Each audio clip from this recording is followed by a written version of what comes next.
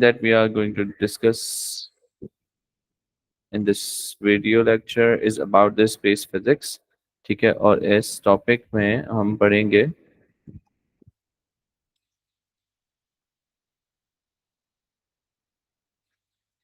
about the earth.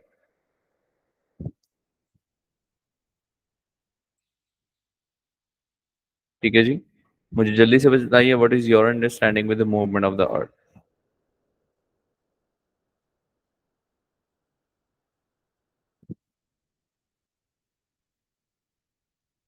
Yes,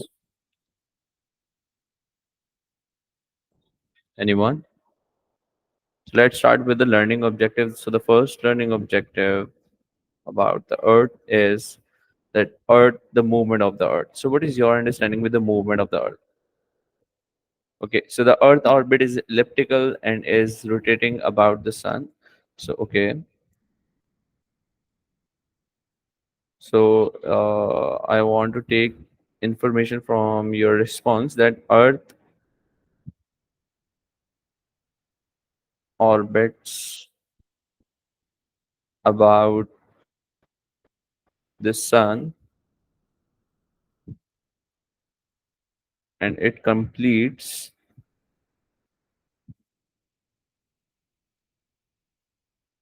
one rotation in how many days?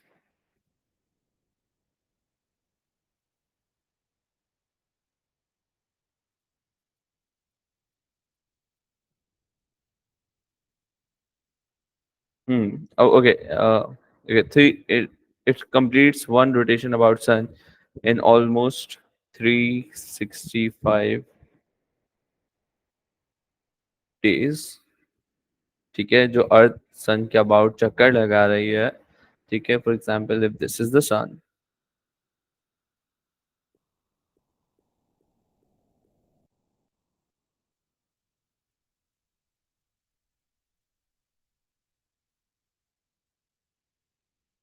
and the earth is orbiting about it.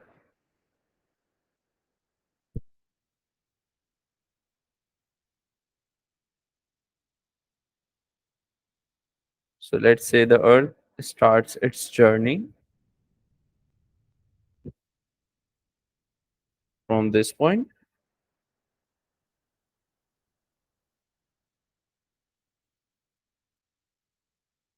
अर्थ यहाँ से अपना journey start कर दिया. ठीक है,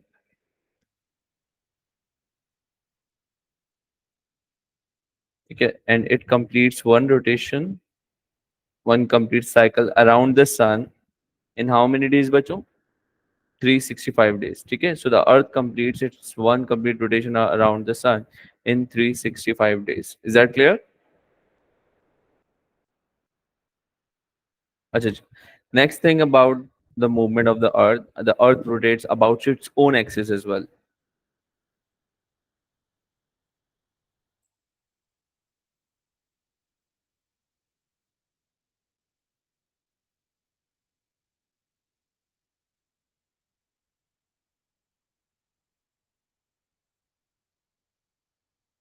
ठीक है, अर्थ अपने ही ऑर्बिट के अबाउट भी रोटेट करिए. It is tilted but this is an additional information. वो हमारे ऑब्जेक्टिव में नहीं है but still it is tilted at certain angle at almost 23.5 degrees. ठीक है, पर टिल्टेड है और ये वन रोटेशन कंप्लीट करती है in about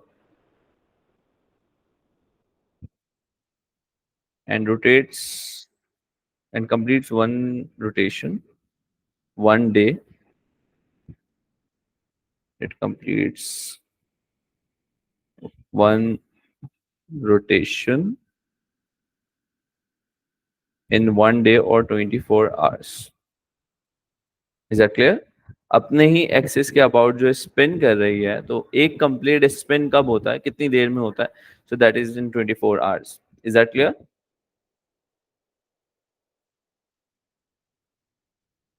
Afterwards, we have the movement of the moon around the earth.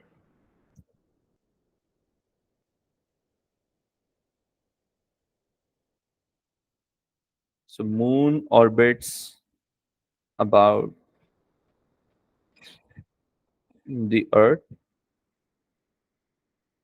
in almost 28 or 29 days or 1 month.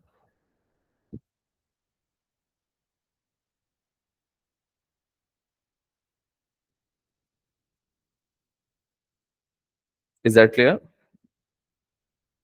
ठीक है, मून जो अर्थ के अबाउट ऑर्बिट कर रहा है वो 1 मंथ या 29 डेज में कंप्लीट करता है, ठीक है। अच्छा जी, इसके बाद light takes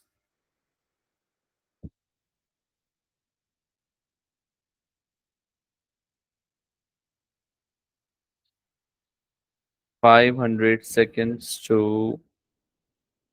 reach to the earth from the sun। Light को कितना टाइम लगता है बेटे? 500 सेकेंड अर्थ से लेकर सन से लेकर अर्थ तक पहुंचने में। Is that clear? Let's see if we have covered all the objectives from the topic Earth. So the first thing is about the movement कि भाई कितना टाइम लग रहा है, तो इसको अप्रोक्सीमेटली 365 डेज लग रहा है, ठीक है। Earth orbit around the sun, ठीक है, और अर्थ जो ऑर्बिट करती है एक इलिप्टिकल ऑर्बिट में करती है, सही है, विच इज अप्रोक्सीमेटली सर्कुलर, यानी कि whenever we are solving a mathematical problem, so we are going to consider it a circle. Is that clear?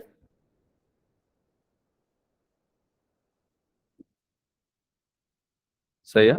अच्छा जी, earth rotates is on its axis, नहीं एक्सिस के अबाउट रोटेट कर रही है, and it axis is slightly tilted, सही है, but how much it is tilted, it is not required, सही है।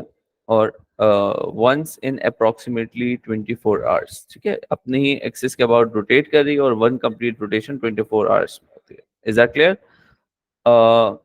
It takes approximately 1 month for the moon to orbit to the earth, so ये 1 month लगता है, ठीक है, we have covered it, and the light takes 500 seconds for light from the sun to reach to the earth. Is that clear?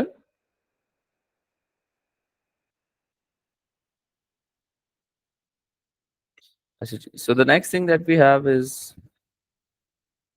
the orbital speed.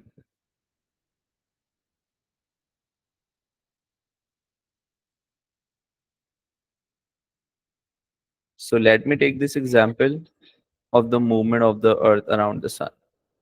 Are you all with me? Can you hear me?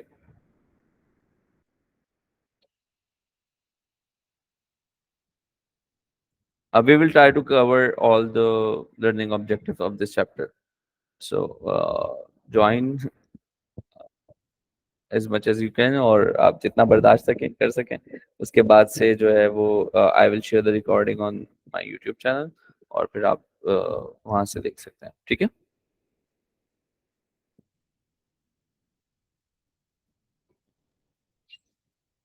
Got it बच्चों? अच्छा, we will try, हम इसको जल्दी जल्दी cover कर लेते हैं।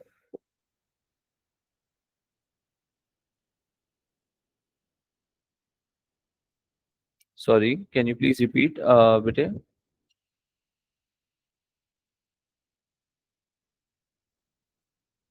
Seasons are not included, as you can see के सीजन्स यहाँ पर मौजूद नहीं है, तो आपको वो याद रखने की जरूरत नहीं है, ठीक है बेटे। It's not the part of the learning objective. अच्छा जी, तो मैं कह रहा था कि जो अर्थ है वो it is orbiting about the sun, सही है, और आपको पता है कि if an object is moving in a circular orbit, तो the formula for the speed, speed का फॉर्मूला जल्दी से बता दीजिए। What is it quickly?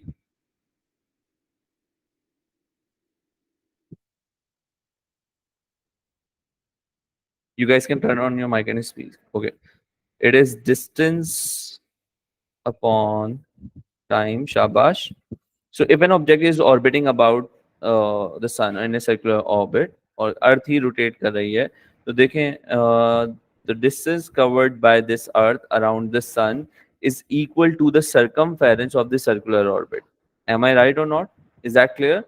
कि अगर कोई ऑब्जेक्ट सन के अबाउट ऑर्बिट कर रहा है, तो जो डिस्टेंस कवर कर रहा है ये object, it is equal to the circumference of the circular orbit.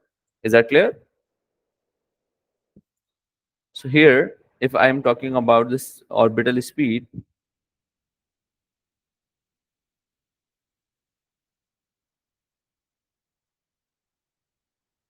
so it is equal to circumference, ठीक है, and one complete rotation, एक जो पूरा साइकिल है, एक जो पूरा चक्कर है, वो जो कवर होता है जितने टाइम में, उसे हम कहते हैं time period. So what is the time period of Earth about the Sun?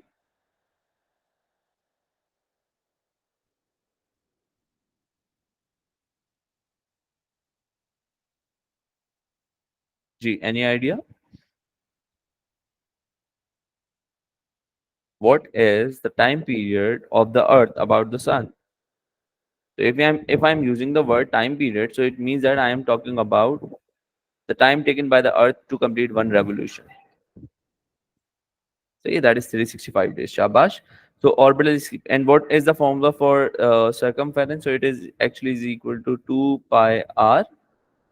R is the radius of the circular orbit. तो यहाँ पर जो radius होगा circular orbit का, that is actually the distance between the sun and the earth. Is that clear?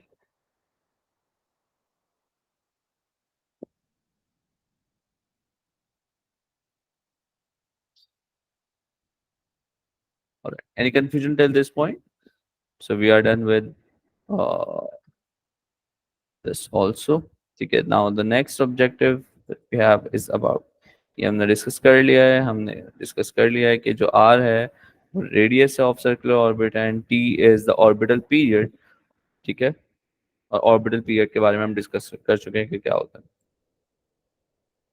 अच्छा जी, तो what is present in our solar system, that's one thing.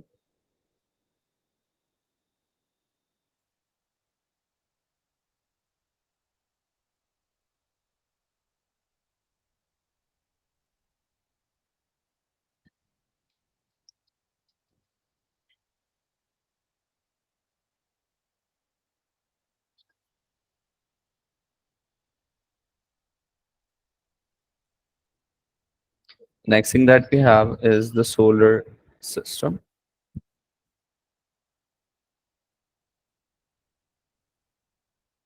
बच्चों हमारे सोलर सिस्टम में क्या क्या मौजूद है, जल्दी बता दीजिए. Stars, sun, asteroids, Okay, etc. एक स्टार है,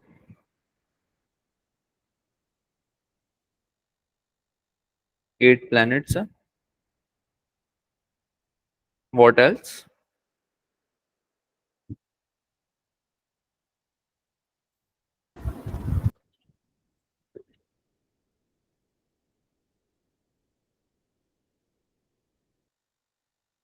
हाँ जी, और क्या रह गया? Star, 8 planets,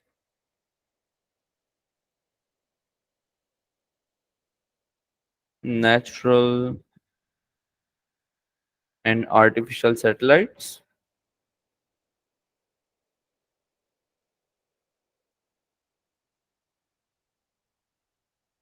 Asteroids, moon, okay, what else? Asteroid and comets,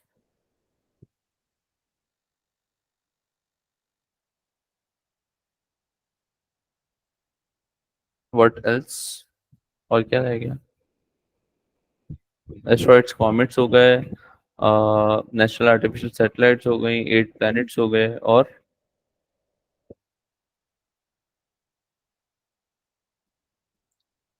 moon, sorry,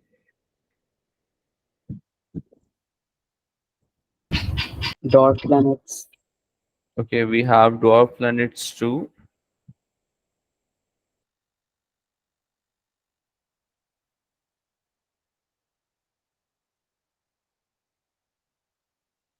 Dwarf planets, अच्छा जी. सो हमारे पास एक स्टार है, सही है, and all the 8 planets orbits about the star. ठीक है, that is sun.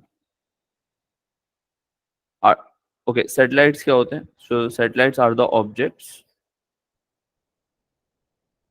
That orbits about the planet.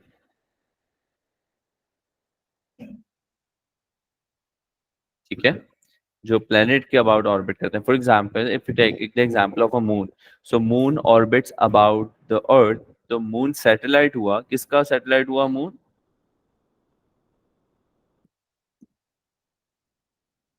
Moon is the satellite of earth. Is that clear?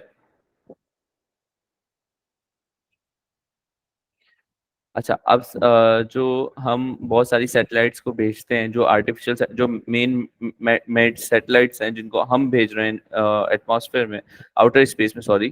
तो those objects are actually artificial satellites, और जो naturally मौजूद है जैसे moon, so moon is the example of natural satellites. Is that clear?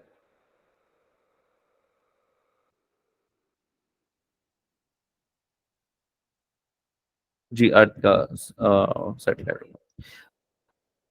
ठीक है, अच्छा, इसके बाद है एस्ट्रॉइड्स एंड कॉमेट्स। अच्छा, एस्ट्रॉइड्स क्या होते हैं, इसको हम क्विकली डिस्कस कर लेते हैं। So asteroids are rocky substances, ठीक है, और लार्ज रॉकी सब्सटेंसेस। और कॉमेट्स क्या होते हैं? Comets are made up of dust and ice. ठीक है, कॉमेट्स जैसे ही सन के करीब पहुंचते हैं, and they both orbit about the sun. ठीक है, एंड जैसे ही कॉमेट जो है वो पहुंचते हैं करीब, नियर टू द सन, तो कॉमेट्स क्या होते हैं, उनकी आइस मेल्ट हो जाती है। सही है, और दे मेक अ टेल। सही है, वो एक टेल बना देते हैं। सही है, जबकि एस्ट्रॉइड ऐसा नहीं करते। Is that clear?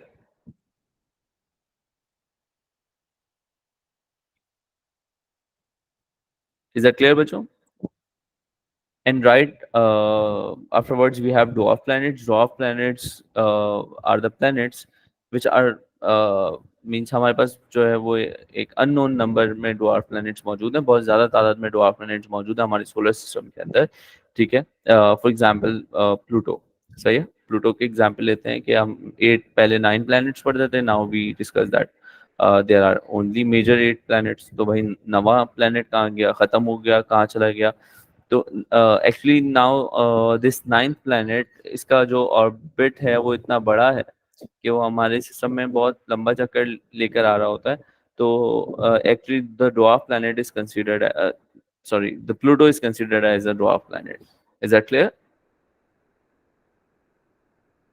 अच्छा जी, अब काम की बात आते हैं कि why everything means every object is orbiting about the sun only। सही है, मतलब आप देखो कि प्लैनेट्स भी सन के अबाउट ऑर्बिट कर रहे हैं। आपके जो ड्वार्फ प्लैनेट्स हैं वो भी एस्ट्रॉइड्स कॉमेट्स हैं, वो भी सन के अबाउट ऑर्बिट कर रहे हैं। आपके प्लैनेट्स जितने हैं वो भी सन के अबाउट ऑर्बिट कर रहे हैं। तो why they all are orbiting about the sun? Why sun किसी के अबाउट ऑर्बिट क्यों नहीं कर रहा? Okay, due to the gravity of the sun. सही, जैसे कि यहाँ पे ऑब्जेक्टिव्स में लिखा हुआ है, यू कैन सी हियर, कि हमारे पास एक सन है, द स्टार, 8 प्लैनेट्स, हमें नाम पता होना चाहिए, अभी मैं बताता हूँ आपको। Minor planets that orbit around the sun. ठीक है, जैसे ड्वार्फ प्लैनेट में आ गया प्लूटो, और एस्ट्रॉइड हो गए जो कि एस्ट्रॉइड बेल्ट में मौजूद है। ठीक है, अच्छा जी, moons that orbit the planets, इसके बारे में हमने पढ़ लिया। सही है, हर प्लैनेट का जो है, जैसे जो अर्थ का प्लैनेट, जो अर्थ का सैटेलाइट है वो मून है। स्मॉलर सोलर सिस्टम बॉडीज जिनमें कॉमेट्स हो गए और नेचुरल सैटेलाइट्स मौजूद हो गए, जिनको मून भी an example of natural satellite. Is that clear to all of you about all this things? ठीक है, अच्छा जी, इस चीज के बारे में बात करूंगा after discussing the gravitational force. ठीक है, अब स्ट्रेंथ ऑफ ग्रेविटेशनल फील्ड, अब इस जो ग्रेविटेशनल फील्ड की स्ट्रेंथ है वो किन दो चीजों के ऊपर डिपेंड कर रही है, लेट्स डिस्कस। फिर उसके बाद हम आगे चलते हैं। ठीक है, सो strength of gravitational field of any object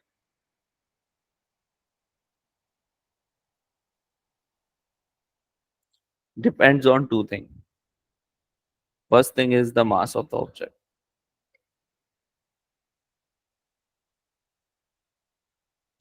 Actually, there is a force of attraction between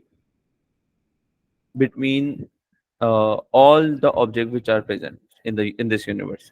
her object एक दूसरे के ऊपर फोर्स लगा रहा है, फोर्स एक्सर्ट कर रहा है, एक अट्रैक्टिव फोर्स है, सही है, और that force is proportional to the mass, ठीक है, the greater the mass the greater will be the force. Is that clear? जितना ज्यादा मास होगा वो ऑब्जेक्ट उतनी ज्यादा ग्रेविटेशनल फोर्स एक्सर्ट करेगा, ठीक है।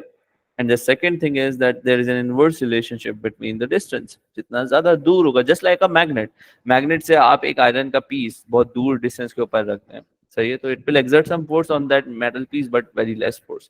आप उसकी ग्रेविटेशनल फील्ड के अंदर भी, सॉरी, आप उसकी मैग्नेटिक फील्ड के अंदर भी लेकर आ जाएं तो जितना ज्यादा दूर होगा उतनी कम फोर्स होगी, आप जितना करीब लेकर आ जाएंगे उतनी ज्यादा फोर्स होगी। Exactly, every object is exerting some force on it.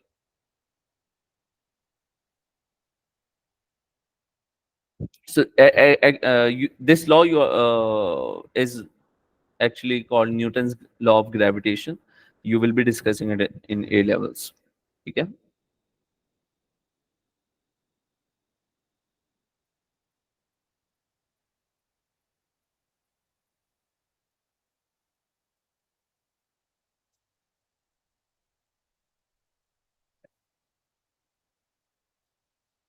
बेटे यहाँ तक क्लियर है सारी बातें? अच्छा, एक चीज समझ लीजिए। So the sun being the heaviest object in our solar system, so that's why the sun is going to exert the greatest force on the object which are present in the solar system. Is that clear? तो सन का मास क्योंकि सबसे ज्यादा है, सबसे ज्यादा heavy सन है, सही है, तो sun contribute most of the part of the solar system, most of the mass of the solar system. तो ज्यादा सर मास का जो है वो इसका इसका ही सन का ही कंट्रीब्यूशन है। तो सबसे ज्यादा ग्रेविटेशनल फोर्स कौन एक्सर्ट करता है? So the sun exert that force. So that's why all the planets, asteroids, comets and dwarf planets, they all are orbiting about the sun, ठीक है। अच्छा जी, अब हमारे पास जो 8 प्लैनेट्स हैं, उनको उनके नाम याद रखने के लिए you can use the term,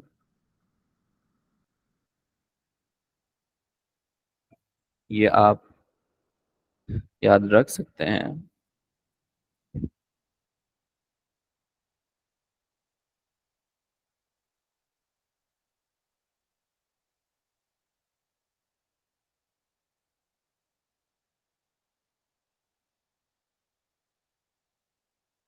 ठीक है, my very educated mother just us noodles. अब यहाँ पर M for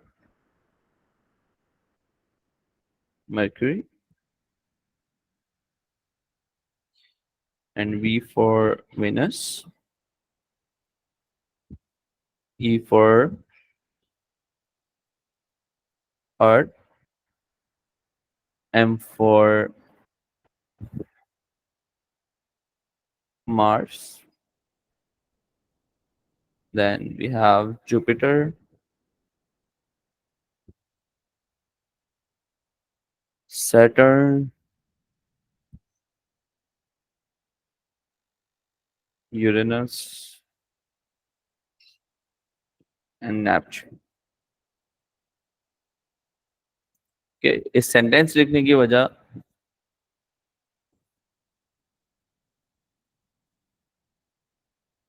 that's great, okay.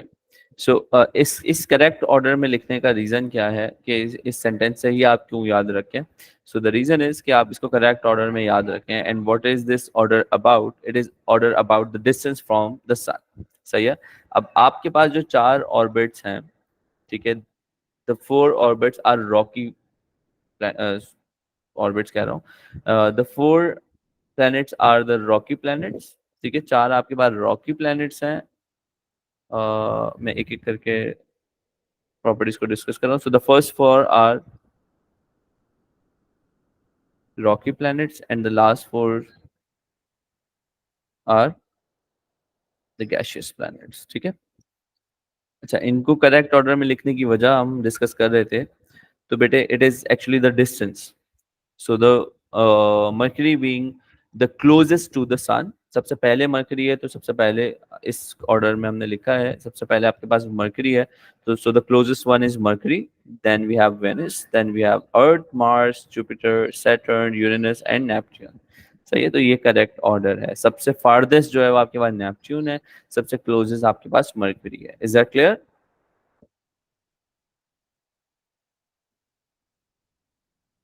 Any confusion till this point? Acha ji. Now you do not need to remember, memorize the values or the distances. That what is the magnitude of the distance between the Mercury and the Sun? What is the distance between the Neptune and the Sun? तो ये आपको memorization की जरूरत नहीं है. But you must know that how to analyze this and interpret the data. For example, a certain set of data is given. For example, the distance between the planet and the sun is given. और आपसे कहा जा रहा है कि भाई आप उस ऑर्बिट और टेम्परेचर दिया हुआ है, तो आपसे पूछा जाएगा कि भाई आप एक रिलेशनशिप डिफाइन करें between the distance and the temperature of the planet. सही है, अगर क्लोजेस्ट है तो टेम्परेचर क्या होगा, अगर फारदेस्ट है तो टेम्परेचर क्या होगा।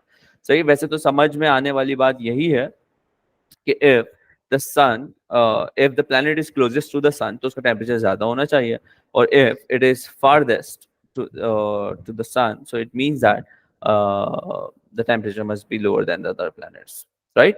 तो यहाँ पर देख लीजिए कि हमने इस चीज को तो डिस्कस कर लिया कि जो सन है हमारा, it contributes most of the mass of the solar system.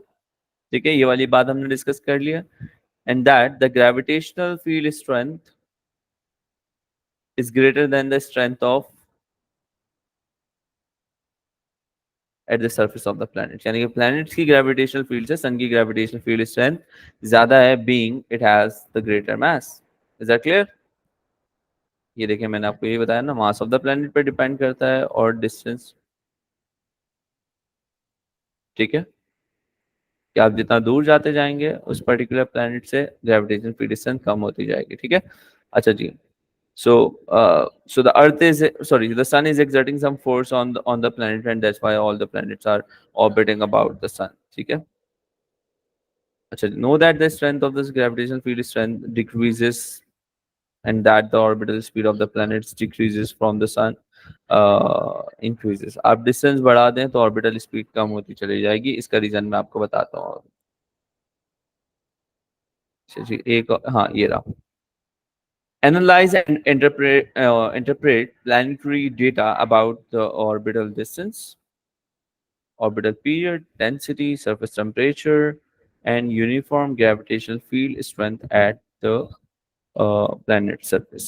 मैंने अभी आपको बताया ही दो चीजें कि भाई ग्रेविटेशनल फील्ड स्ट्रेंथ दो चीजों पर डिपेंड करिए, एक ऑब्जेक्ट के मास के ऊपर और एक उसकी डिस्टेंस के ऊपर फ्रॉम द प्लेनेट। सही है, यानी कि अगर दो ऑब्जेक्ट के दरमियान ये फोर्स ऑफ अट्रैक्शन पाई जा रही है तो वो डिपेंड करेगी उसके मास के ऊपर और डिपेंड करेगी ग्रेविटेशनल फील्ड स्ट्रेंथ के ऊपर। Is that clear? अब सिंपल वर्ड्स में मुझे बता दीजिए, एक ऑब्जेक्ट के ऊपर मैं ज्यादा फोर्स लगा रहा हूँ, इट विल एक्सेलरेट। अब मुझे बताइए कि वो ज्यादा एक्सेलरेट करेगा या कम एक्सेलरेट करेगा। If I am exerting more force, greater force से लगा रहा हूँ उसके ऊपर, तो आपके हिसाब से ज्यादा स्पीड होनी चाहिए, कम स्पीड होनी चाहिए फोर्स बढ़ाने से?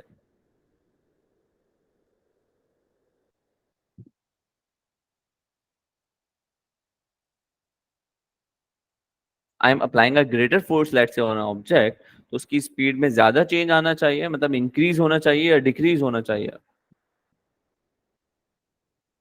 आई am applying force in a way that is causing that object to move.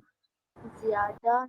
ज्यादा होनी चाहिए, इंक्रीज होनी चाहिए। अच्छा, अब देखें, मैंने भी आपको बताया कि इफ द प्लेनेट और if the object is closest to the sun, सबसे क्लोजेस्ट कौन सा प्लेनेट है? मैं वन बाय वन डिस्कस करता हूँ। सबसे क्लोजेस्ट कौन सा प्लेनेट है? The mercury, right? सो सबसे ज्यादा फोर्स कौन सा प्लेनेट के ऊपर लगनी चाहिए? मर्करी के ऊपर। सो सबसे ज्यादा ऑर्बिटल स्पीड किसकी होनी चाहिए? मर्करी की। Is that clear? और जैसे जैसे मैं दूर जाता जाऊंगा बेटे, gravitational force of sun starts to decrease on the planets. ठीक है, और सबसे कम आपके पास जो स्पीड होनी चाहिए वो किसकी होनी चाहिए? नूडल्स की, यानी कि नेपट्यून की। Is that clear? अच्छा, अगर मैं आपसे पूछूं ये बताइए, व्हाट्स योर अंडरस्टैंडिंग कि सबसे ज्यादा ऑर्बिटल पीरियड किसका ज्यादा होना चाहिए?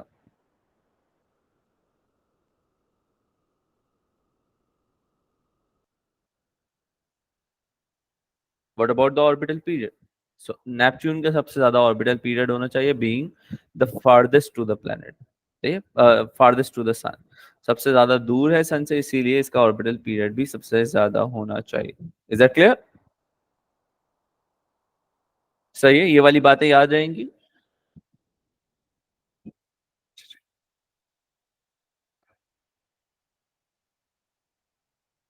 सो right afterwards we have the सन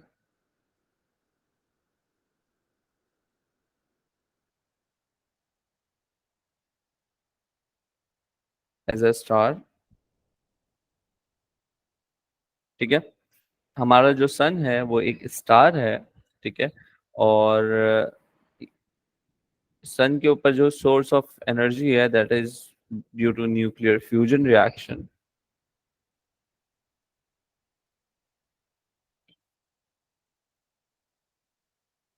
और न्यूक्लियर फ्यूजन रिएक्शन किस तरह से काम करता है बेटे, कि if you remember we have discuss in nuclear physics as well, कि जब हमारे पास hydrogen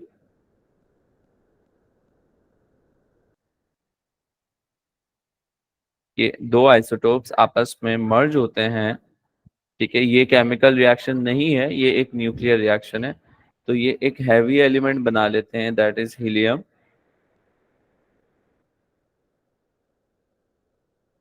is that clear? And ट्रेमेंडस amount of energy is released. सही है, और वो हम जो हम तक वो पहुंचती है in form of visible light, light की फॉर्म में,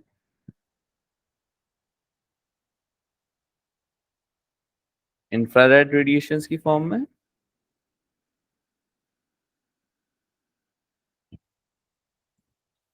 एंड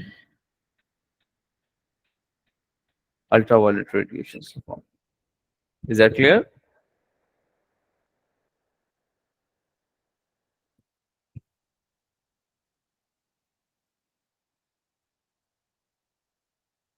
सही है। अब आपके पास हमारा जो सन है इट्स ए स्टेबल स्टार। अब स्टेबिलिटी के बारे में हम बात करेंगे। तो हमारे पास जो सन है वो एक मीडियम साइज का स्टार है। इसके पास है हाइड्रोजन है, हीलियम है, and that it radiates most of its energy in infrared, visible and ultraviolet regions of the electromagnetic spectrum. क्या ये हमने पढ़ लिया बेटे? We have discussed it. Okay. Know that the stars are powered by nuclear reaction that release energy, and in the stable star, the nuclear reaction involves the fusion of the hydrogen into helium. मैंने आपको ये बताया कि जो सन है हमारे पास वो इस स्टेज में एक स्टेबल फॉर्म में है, right?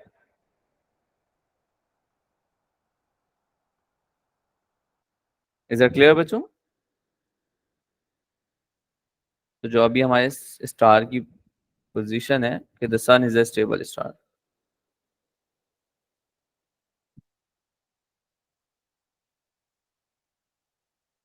And what is a stable star mean वो हम लाइफ साइकिल के अंदर डिस्कस करेंगे, ठीक है।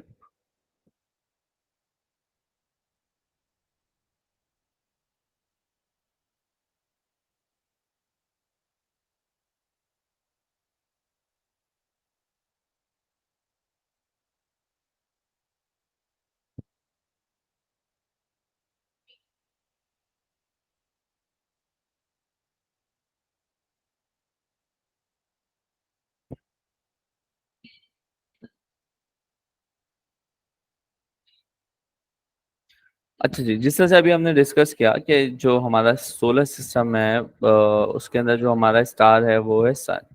इसी तरीके से आपके पास बहुत सारे स्टार्स मिलकर एक गैलेक्सी बना लेते हैं, ठीक है। So we can say that the galaxies are made up of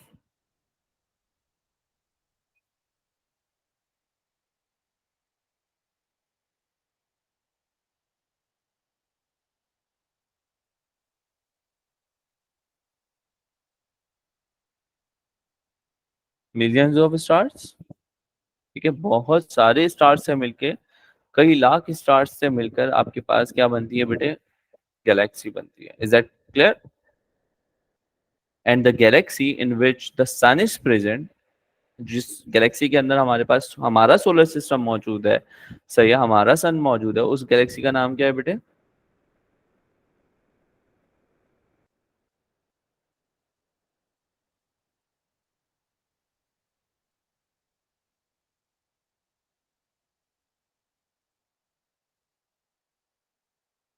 हाँ जी, क्या कहते हैं?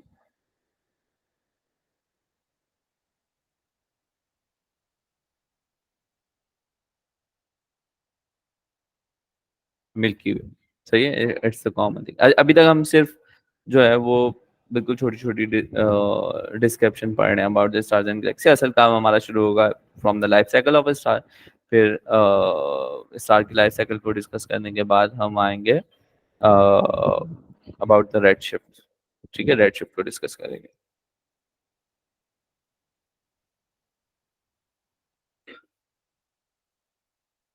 अच्छा, जो दूसरे स्टार्स हमारी गैलेक्सी के अंदर मौजूद हैं वो सन के मुकाबले में बहुत ज्यादा डिस्टेंस के ऊपर है। तो ये the sun is the closest star.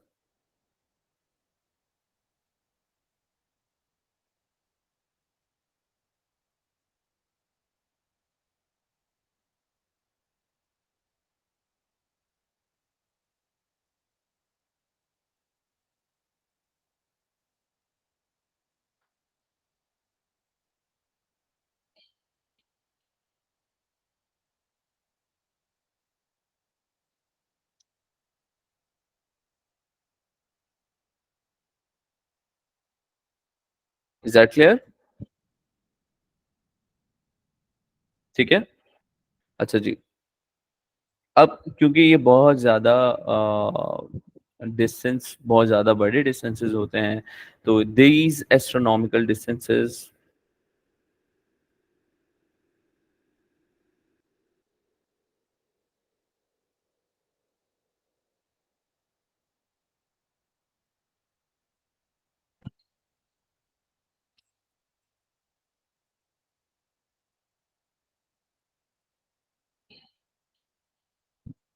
इसे हम लाइट ईयर्स के अंदर मेजर करते हैं बेटे।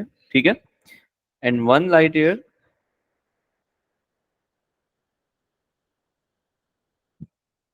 Is equal to distance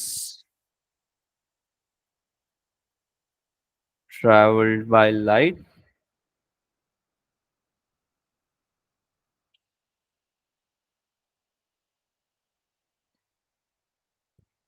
in one year. यानी कि एक साल में लाइट जितना भी डिस्टेंस ट्रैवल करती जाएगी, उस डिस्टेंस को आप क्या कहते हैं बेटे? One light year. Is that clear? And by the way, what is the speed of the light?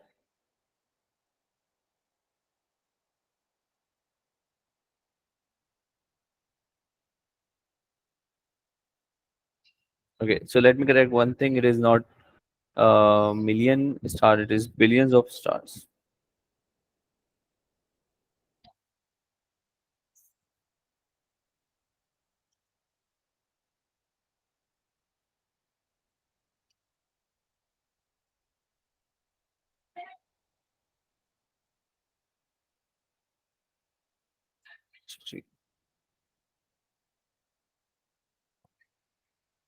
सो जिस गैलेक्सी में सन मौजूद है, दैट इज कॉल्ड मिल्की वे।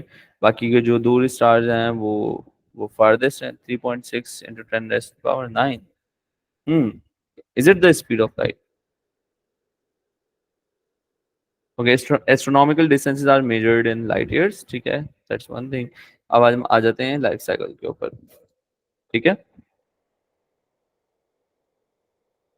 हाँ, speed of light, I am asking about the speed of light only.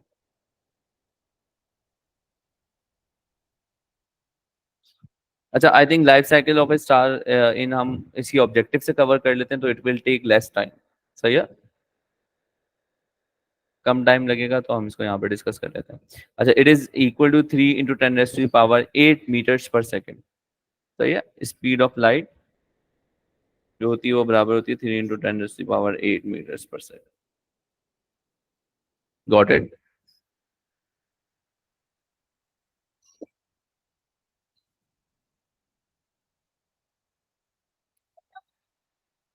Okay, So let's talk about the life cycle. Life cycle means from the birth of the star till the death of the star. इसकी formation से लेकर इसकी death तक को discuss करना है, ठीक है. How does a star form, ठीक है, किस तरह से फॉर्म होता है स्टार, तो let's talk about it. So the first thing is that due to gravity at certain places एक क्लाउड फॉर्मेशन होती है डस्ट और गैसेस की, जिसके अंदर क्या मौजूद है बेटे, hydrogen. That's the first stage. Is that clear? And in every star ये पहली स्टेज जो है वो सेम रहेगी कि ग्रेविटी की वजह से आपके पास एक क्लाउड फॉर्मेशन होती है, एक इंटरस्टेलर क्लाउड बनता है डस्ट और गैसेस का, जिसके अंदर आपके पास हाइड्रोजन मौजूद है. Is that clear? That's the step number one. Step number two is that due to gravity, when this cloud of dust and gas comes closer to each other, so high gravity की वजह से the particles or the molecules of the gas collide with each other, एक दूसरे के साथ collide करते हैं. collision की वजह से temperature increase होना शुरू हो जाता है. that is called a protostar. ये hot gas ball को आप क्या कहते हैं, protostar कहते हैं. सही है. अच्छा, ये प्रोटोस्टार कैसे बना था? जो क्लाउड था, इंटरस्टेलर क्लाउड, वो कोलैप्स हुआ था, पार्टिकल्स कोलाइड किए थे, and because of the collision between the particle the temperature increases. Is that clear? अच्छा जी, जब टेम्परेचर इंक्रीज हुआ, अब मेरी बात पर थोड़ा सा गौर कीजिएगा कि if you remember nuclear fusion reaction के बारे में हमने पढ़ा था कि न्यूक्लियर फ्यूजन रिएक्शन को करवाने के लिए आपको high temperature, high pressure, high density and high kinetic energy चाहिए. These four conditions are required for the nuclear fusion reaction. अब जब टेम्परेचर इतना ज़्यादा इंक्रीज हुआ कि कंडीशन फेवरेबल हो गई किस चीज़ के लिए बेटे, न्यूक्लियर फ्यूजन के लिए, तो न्यूक्लियर फ्यूजन रिएक्शन स्टार्ट हो गया. जैसे ही आपके पास न्यूक्लियर फ्यूजन रिएक्शन स्टार्ट हुआ, सही है, तो आपके पास क्या हुआ, एक स्टेबल स्टार की फॉर्मेशन हुई है. वो कैसे हुई है? स्टेबल क्यों का word, why I am using the word stable, because now there are two forces. अब दो फोर्सेस यहाँ पर एक्ट कर रही हैं. The first one, the force of gravity, and due to which the particles are coming closer to each other, एक force of gravity हो गई. And the second thing is uh, the outward force because of nuclear fusion reaction. Is that clear? दो forces हो गई, एक invert force जो gravity की वजह से, और एक आउटवर्ड फोर्स जो कि न्यूक्लियर फ्यूजन की वजह से हो रही है. Is that clear? When these two forces are balanced with each other, so the stable star is formed. ठीक है, तो आपके पास ये स्टेबल स्टार फॉर्म होता है जब इनवर्ट फोर्स ग्रेविटेशनल अट्रैक्शन की वजह से वो बैलेंस हो जाए outward force due to high temperature in the centre of the star. यहाँ तक क्लियर है बच्चों सबको? यहाँ तक लाइफ साइकिल सारे स्टार्स की सेम रहेगी. सही है. न्यूक्लियर फ्यूजन रिएक्शन हो ही क्यों रहा था? Because the hydrogen molecules were combining with each other to form the helium. Is that clear? सही है. अब कभी ना कभी ये हाइड्रोजन तो बच्चों खत्म होनी है ना. हाइड्रोजन जब हाइड्रोजन खत्म हो जाएगी तो फिर क्या होगा? न्यूक्लियर फ्यूजन नहीं होगा. Are you getting my point और नॉट? भाई जब सारी के सारा फ्यूल जो है, आपकी गाड़ी में पेट्रोल खत्म हो जाए तो क्या होगा? गाड़ी रुक जाएगी, है ना. तो पेट्रोल जब खत्म हो गया, यानी कि पेट्रोल आपके दूसरी गैसेस के अंदर कन्वर्ट होकर बाहर निकल गया, एस्केप कर गया, तो गाड़ी नहीं चलेगी. द सेम वे जब आपके स्टार के पास फ्यूल खत्म हो गया, हाइड्रोजन खत्म हो गई, क्योंकि हाइड्रोजन की सारी कन्वर्ट होके हीलियम में कन्वर्ट हो गई है, अब क्या होगा बेटे? अब आपके पास इसकी डेथ स्टार्ट हो जाएगी, यानी कि यहाँ से इसकी डेथ स्टार्ट है. ठीक है. तमाम के तमाम स्टार्स के बाद eventually they are going to run out of hydrogen as fuel for the nuclear fusion reaction. Nuclear reaction के लिए अब आपके पास या तो बनेगा रेड जाइंट या बनेगा red super giant. Is that clear? अब दो केसेस हैं, या तो रेड जाइंट या red super giant. Red giant is formed when the mass of the star is equal to the mass of the sun. It is if it is smaller than or equal to the mass of the sun. Red super giant आपको बनेगा कब बनेगा बेटे? जब the size of the star is greater than the size of the sun. Sun से बड़ा होगा तो रेड सुपर जायंट बनेगा, सन से छोटा होगा या सन के बराबर होगा तो रेड जायंट बनेगा. Is that clear? So that is because of the size. अच्छा जी, तो most stars expand to form red giant and more massive stars expand to form red super giants. ठीक है, और ऐसा कब होता है? जब सारी की सारी हाइड्रोजन और most of the hydrogen has been converted into helium. ज्यादातर हाइड्रोजन किस में कन्वर्ट हो चुकी है? हीलियम में कन्वर्ट हो चुकी है। अब आपका हाइड्रोजन एज फ्यूल मौजूद नहीं है, तो आपके पास जो स्टार है वो एक्सपेंड करेगा और या तो रेड जायंट बना लेगा या रेड सुपर जायंट बना लेगा। सही है। अब रेड जायंट की बारे में बात करते हैं। वो क्या होता है बेटे? जब हाइड्रोजन खत्म हो गया, अब ग्रेविटी की वजह से पार्टिकल्स करीब आने की कोशिश कर रहे हैं, सही है, and there is no outward force, तो उसकी वजह से कोलैप्स करता है और एक बना लेता है प्लैनेटरी नेबुला बना लेता है, और एक सेंटर में व्हाइट डॉर्फ बनता है। We are talking about the red giant right now, जो लेस मैसिव स्टार है। सही है। एट इट सेंटर, सेंटर में आपके पास जो है वो व्हाइट डॉर्फ बचा और उसके सराउंडिंग में आपको प्लैनेटरी नेबुला मिल गया। प्लैनेटरी नेबुला वही होता है जो अभी हमने ऊपर डिस्कस किया था, that is an Interstellar cloud of gas and dust. ठीक है। अगर मैं बात करूं बेटे रेड सुपर जायंट की, तो रेड सुपर जायंट एक्सप्लोड करता है, एक्सप्लोजन होता है रेड सुपर जायंट के अंदर, जो कि बना लेता है नेबुला, और इस नेबुला की फॉर्मेशन के दौरान आपके पास हाइड्रोजन और heavy new new heavier elements की फॉर्मेशन होती है।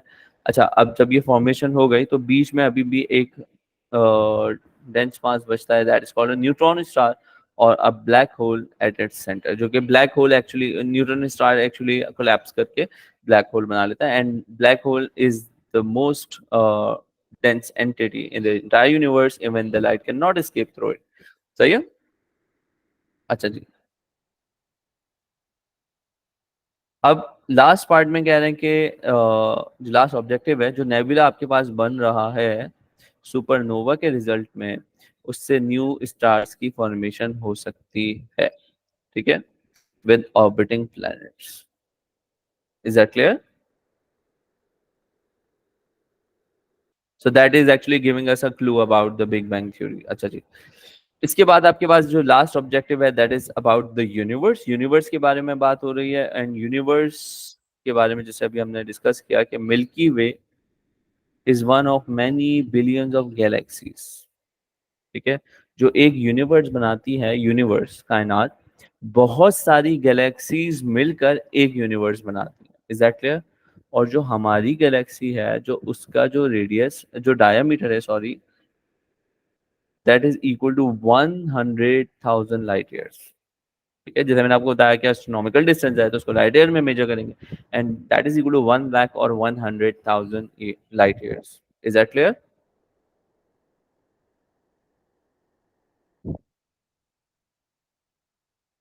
Okay, now let's talk about the red shift.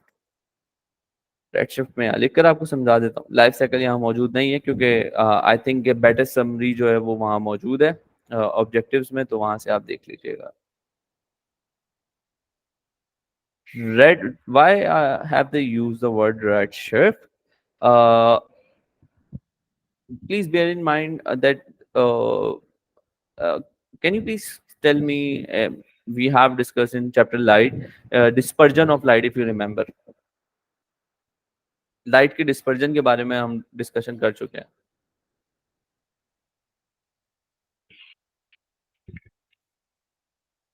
Right? Are you all with मी?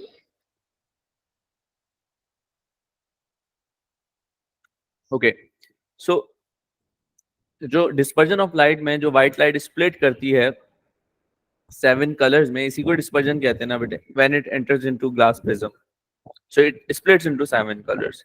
सही, आपको मिलता है रेड कलर, मिलता है एक एक्सट्रीम पॉइंट पर, और दूसरे एक्सट्रीम पॉइंट पे आपको वॉयलेट कलर मिलता है। एम आई राइट और नॉट? अच्छा जी, ओके, दैट्स राइट। तो मुझे बताइए कि कौन से कलर की वेवलेंथ सबसे ज्यादा होती है और कौन से कलर की वेवलेंथ सबसे कम होती है? विबग्योर से हमने याद किया था, अगर आप लोगों को याद हो। बस ये बता दें, which colour has the greatest wavelength and which colour has the least wavelength?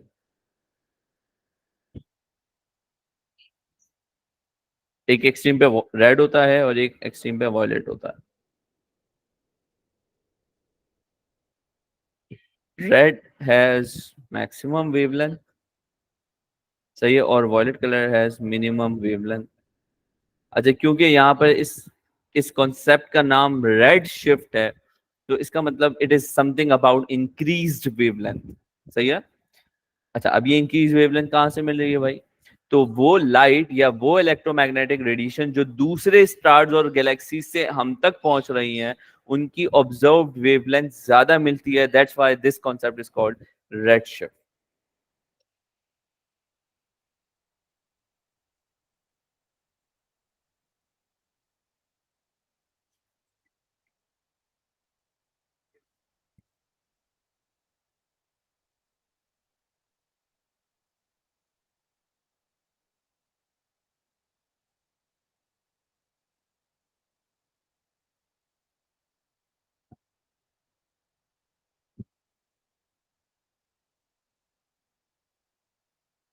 ये इसको हम यूं लिख लेते हैं।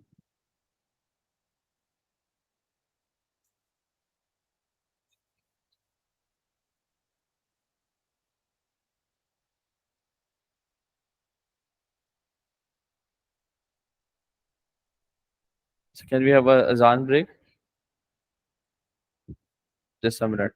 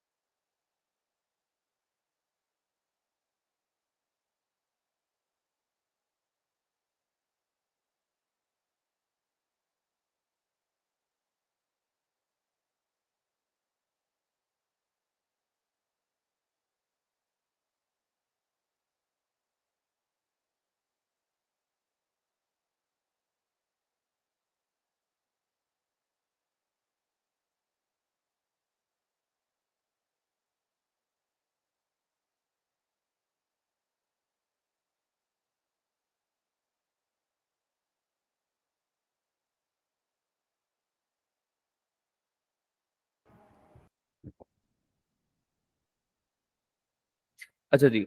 N apparent increase in observe wavelength, observe wavelength आपको ज्यादा मिल रही है of electromagnetic radiations coming from distant stars and galaxies, यानी कि हमारे स्टार के अलावा जो दूसरे स्टार्स एंड गैलेक्सीज हैं उनकी वेवलेंथ आपको ज्यादा मिल रही है। This effect is called redshift. अब द क्वेश्चन है इसके भाई क्यों ज्यादा मिल रही है? सही है। ये तो हमें समझ में आ गया कॉन्सेप्ट क्या है, रेड शिफ्ट। रेड शिफ्ट होता क्या है कि भाई आपको वेवलेंथ ज्यादा मिलती है। कौन किसकी वेवलेंथ ज्यादा मिलती है? तो उन इलेक्ट्रोमैग्नेटिक रेडिएशंस की जो डिस्टेंट स्टार्स और गैलेक्सी से मिल, यानी कि सन के अलावा और जो स्टार और गैलेक्सी से हम तक इलेक्ट्रोमैग्नेटिक रेडिएशन पहुंच रही है, उनकी उनकी वेवलेंथ ज्यादा मिलती है। तो भाई अब क्वेश्चन इज कि ऐसा क्यों होता है? रेड शिफ्ट समझ में आ गई कि व्हाट इज रेड शिफ्ट?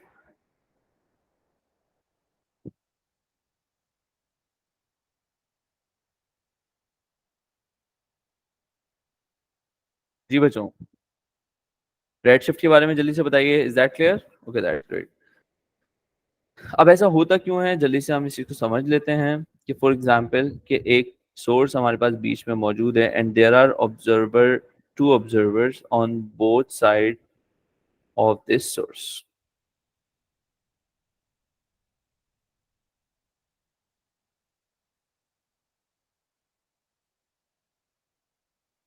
ठीक है।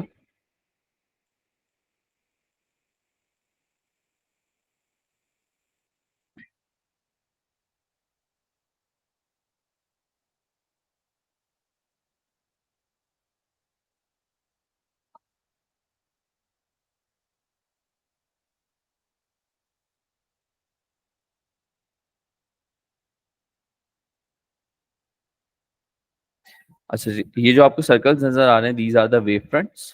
ठीक है, ये वेव फ्रंट्स हैं and the distance between two consecutive wave front is the wavelength. सही है। तो आप यहाँ देख सकते हैं कि बीच में सोर्स ऑफ वेव है और जो दोनों ऑब्जर्वर्स हैं उन तक जो है ये वेवलेंथ सेम पहुंच रही है, सेम वेवलेंथ है, एंड एवरीथिंग इज स्टेशनरी है। यानी कि यहाँ पे सोर्स भी और ऑब्जर्वर, दोनों observer A and B both are in stationary position. Is that clear?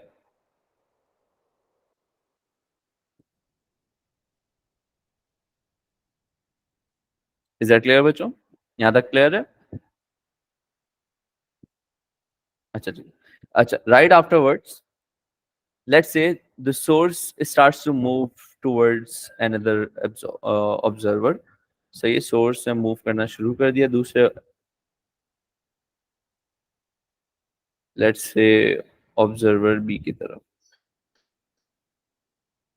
ठीक है, अच्छा जी, नाउ व्हाट विल हैपन?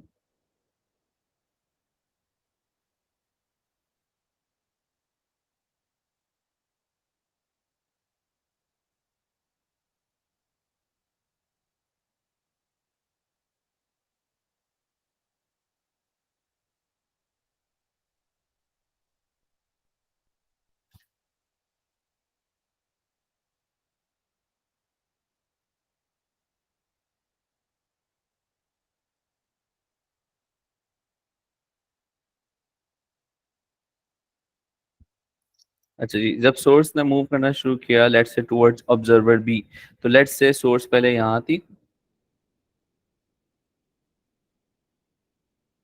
ठीक है, तब पहला वेव फ्रंट प्रोड्यूस हुआ, then the source move forward, फिर यहाँ पहुंची source and then the source move to the position shown in the third wave front यहाँ पर।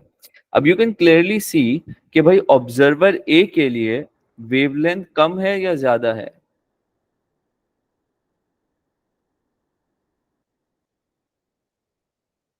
इज इट इंक्रीज और decreased? Increased. And what about the wavelength for the observer B? Decrease। यानी कि ये सिर्फ किस लिए हुआ है? Because of the movement of the source. यानी कि अगर सोर्स मूव कर रही है टुवर्ड्स द ऑब्जर्वर तो वेवलेंथ कम हो जाएगी, and if the source is moving away from the observer so the wavelength will increase. Is that clear?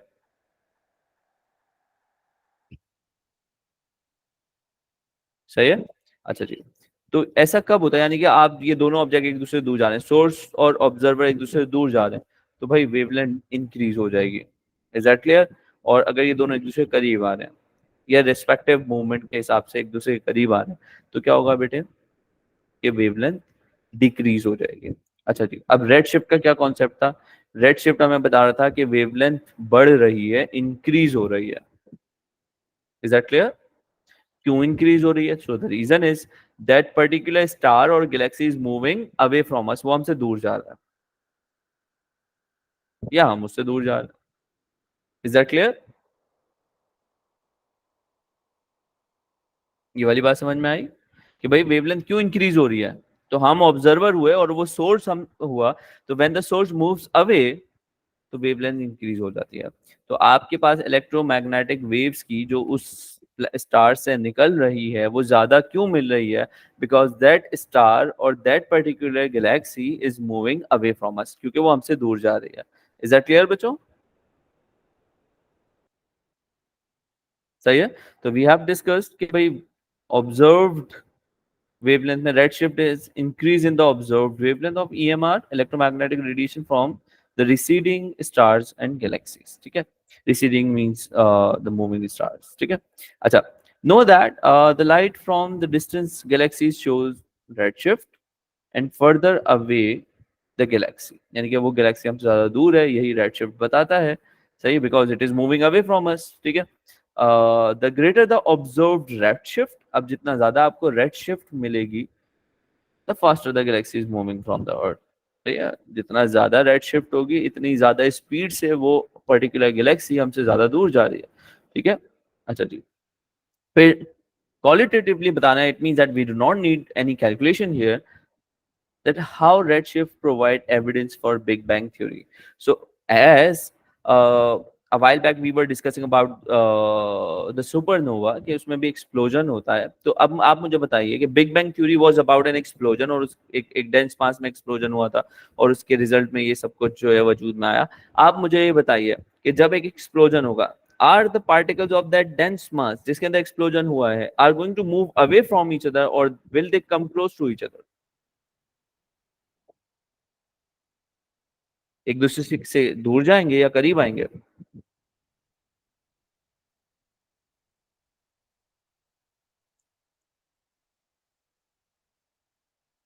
So certainly they are going to शाबाश. So certainly they are going to move away from each other. Okay. अब अगर एक particular object दूसरे object से दूर जा रहा है, तो वो जो radiations को release कर रहा है, उसकी wavelength क्या होनी चाहिए? Increase और decrease? That is moving away from the first object.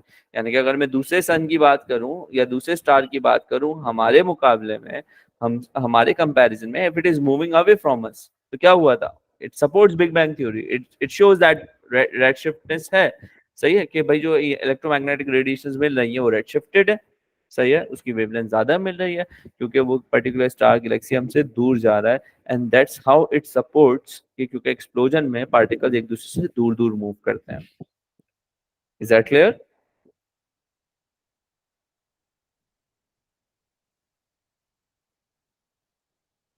जी मैं दोबारा बता देता हूँ.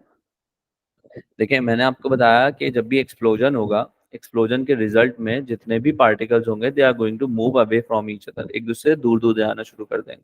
Is that clear? और रेड शिफ्ट में भी मैंने आपको यही समझाया कि बेटे रेड शिफ्ट में भी हो क्या रहा है कि that particular star is moving away from us, जिस वजह से उसकी वेवलेंथ ज्यादा मिल रही है. Are you getting my point? इसका मतलब कि देयर वाज एन एक्सप्लोजन. सही है, एक एक्सप्लोजन हुआ था जिसकी वजह से पार्टिकल्स एक दूसरे से दूर दूर जा रहे हैं. And that's why the universe is expanding. Is that clear to all of you? So let's see some of the question from this topic. एक आधा हम क्वेश्चंस को जल्दी जल्दी से सॉल्व कर लेते हैं.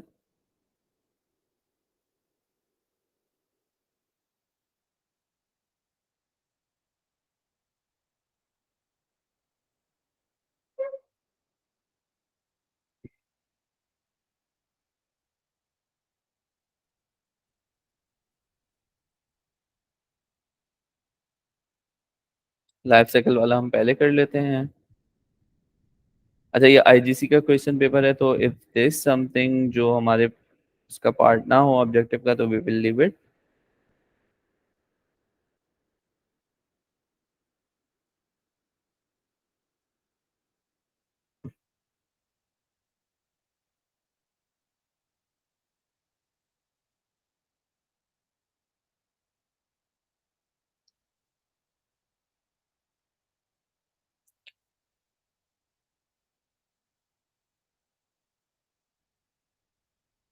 अच्छा देखो ये टेबल गिवन है और ये हमसे पूछ रहे हैं, इन्होंने डेटा दिया हुआ है और इसकी इंटरप्रिटेशन के बारे में पूछ रहे होंगे यकीनन, और अब हम इसको सॉल्व कर लेते हैं. ठीक है, जितनी भी इंफॉर्मेशन हमने डिस्कस की है you guys have to answer it. सही है, मैं सिर्फ आपके आंसर्स को लिखूंगा यहाँ पर. ठीक है.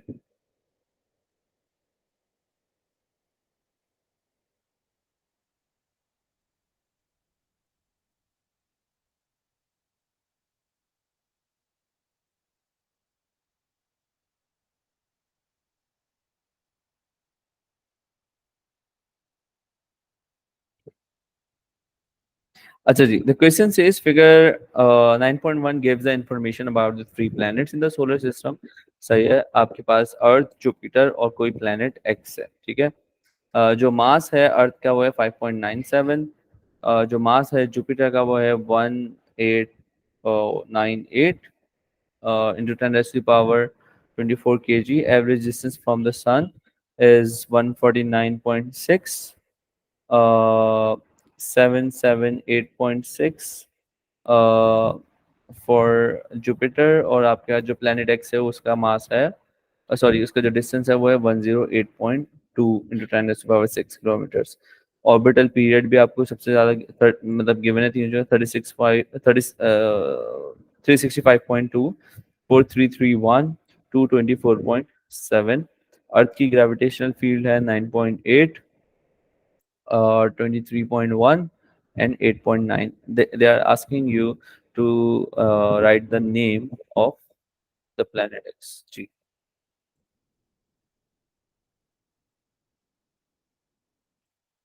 Okay, Mars.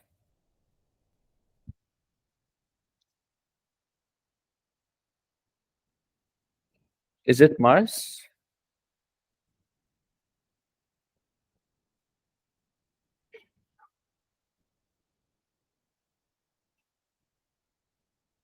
Okay, so Ayan is saying it's Mercury. Mars तो अर्थ के बाद आता है ना, तो अब अर्थ के बाद आता है तो उसका जो आपके पास डिस्टेंस है वो, अगर यहाँ मार्स होता तो उसका जो डिस्टेंस है वो सन से अर्थ से थोड़ा सा ज्यादा होना चाहिए था। ठीक है, तो it is,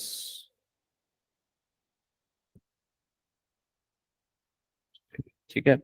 Describe the relationship shown in in table 9.1 between the mass of the planet and the gravitational field strength at its surface।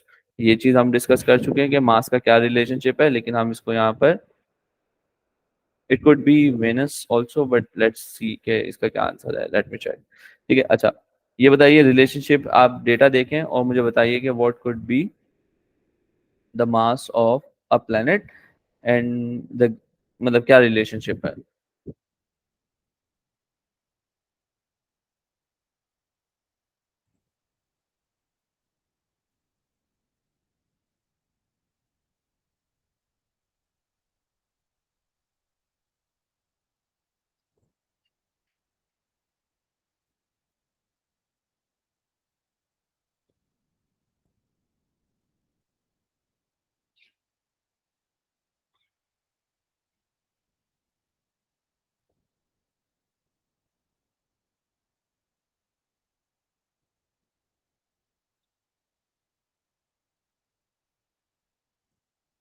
हाँ जी, एनीवन?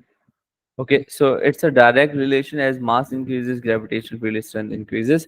शाबाश, आप देख सकते हैं, आप वैल्यूज को भी यहाँ पे कोट कर सकते हैं कि यहाँ पर जो वैल्यूज आपको दी हुई हैं वो मास है 5.97 अर्थ का, सही है, और इसकी वैल्यू है 9.8, सही है। मास जब इंक्रीज हुआ 1898, तो देखें ग्रेविटेशन फील्ड स्ट्रेंथ भी कम हो गई। अच्छा, अर्थ से मास अगर कम है तो देखें अर्थ से ग्रेविटेशन फील्ड स्ट्रेंथ भी कम है। तो as the mass decreases the gravitation field strength decreases, and as the mass increases gravitation field strength also increases. Explain why distance from the sun in table 9.1 is an average value। ये एक average value क्यों है?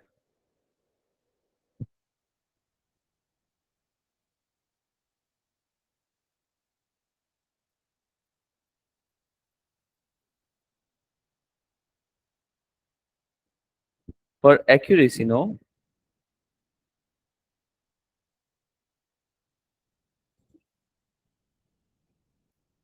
Is it is something related to the size of the orbit, shape of the orbit, sorry.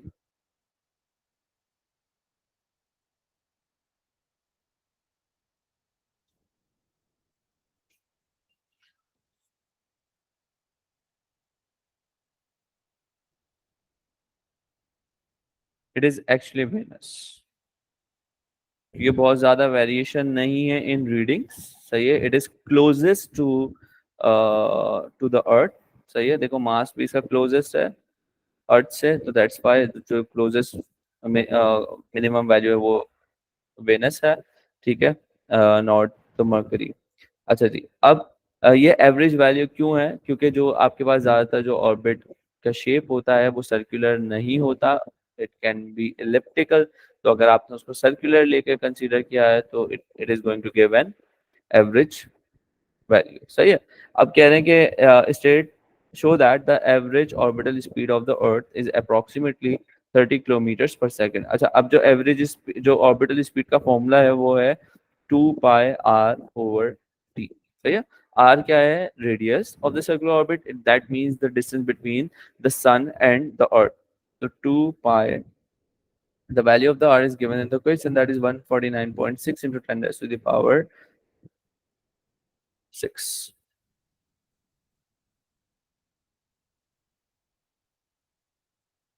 हमें seconds में चाहिए, सही है, सही है। So it is actually equal to 365.2, क्योंकि ये वैल्यू उन्होंने टेबल में गिवन है, that's why I am using it. अगर ये ना दी हुई हो तो आप 365 ही यूज कर सकते हैं। 365.2 डेज, इसको मैं आवर्स में कन्वर्ट कर लूँ तो 24 से मल्टीप्लाई करवा दूँ, फिर मिनट्स में कन्वर्ट करना हो तो 60 से मल्टीप्लाई करवा दूँ, और फिर then we have to convert it into second, so I am going to multiply it by 60 again. तो आप मुझे बताइए what is its value, is it 30 kilometre पर सेकंड?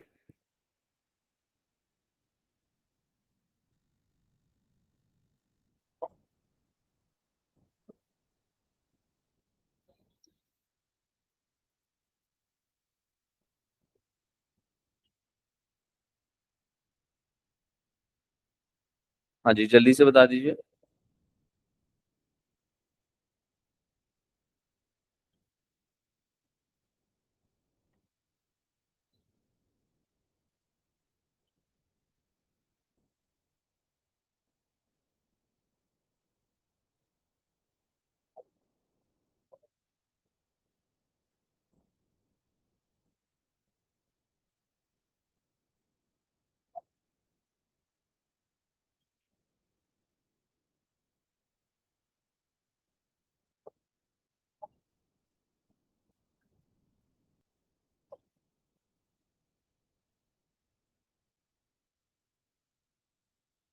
हाँ जी, done. Raise your hand if you are still solving it.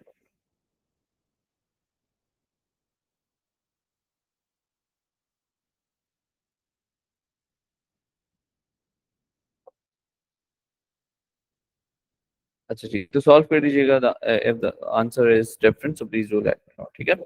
Let's move to the next question, and that is something about the life cycle of a star.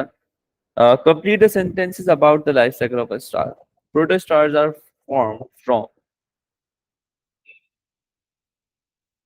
Protostar किससे मिलके बनते हैं?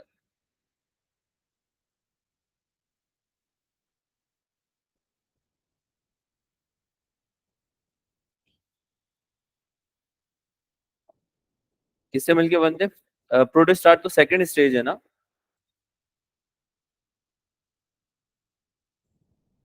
शाबाश। तो nebula से मिलके बनते हैं, that is an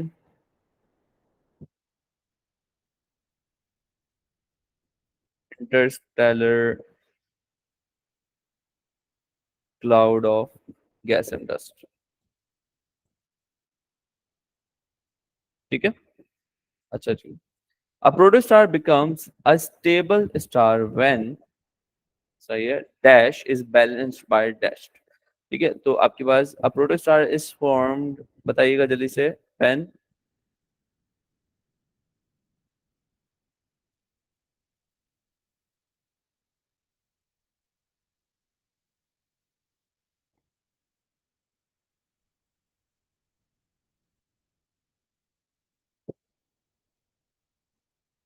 inward force due to gravitational attraction is balanced by, किससे बैलेंस हो जाए?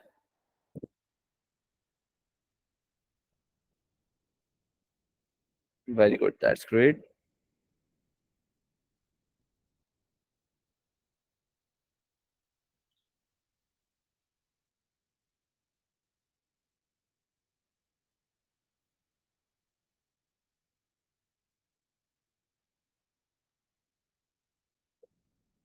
During nuclear fusion, or in brackets you can write increasing temperature, ठीक है। अच्छा जी, the initial fuel used to power nuclear reaction in stars is, कौन सा reaction होता है भाई? अच्छा, फ्यूल पूछ रहे हैं, sorry. Hmm, which fuel is it, क्या होता है इसकी example? Hydrogen. Stars are that are approximately the same size as the sun becomes red giant stars, which then form a dash with a white dwarf। क्या बनाता है white dwarf के साथ? Red giant stars क्या बनाते हैं white dwarf के साथ? forms a plan-free nebula. Is that clear, guys?